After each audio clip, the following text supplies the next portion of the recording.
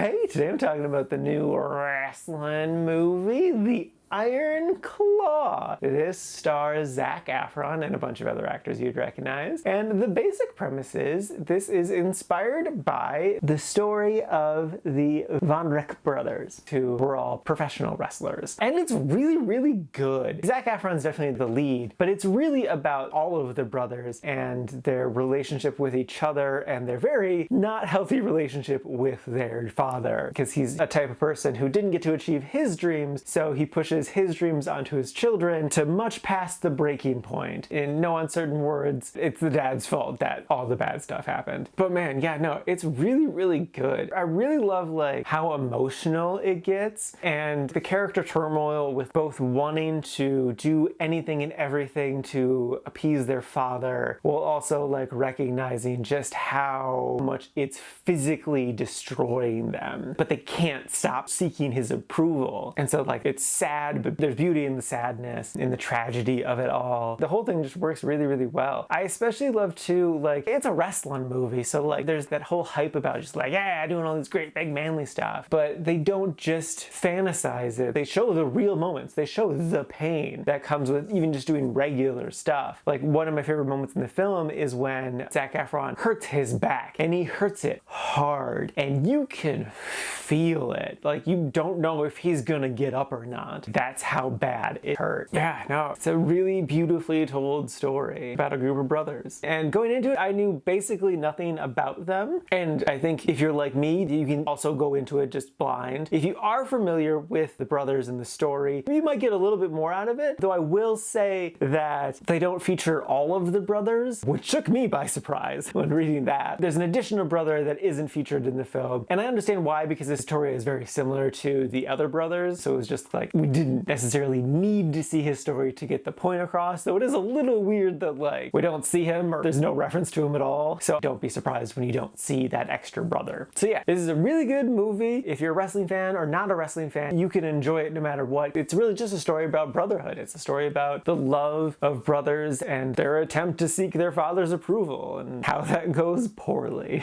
So yes, definitely worth a watch. And now for my ranking, I put this at number 32 in the really like section. The really like section is really big. And this is a total of 84 new movies so far this year. I know you can't really see it, but I'm wearing a Stone Cold Steve Austin shirt. My buddy Corey gave this to me. Thank you, Corey. I thought it was fitting, but I realized with how I'm standing, you can only see the top of his head. So I just want to call attention to it. Woo.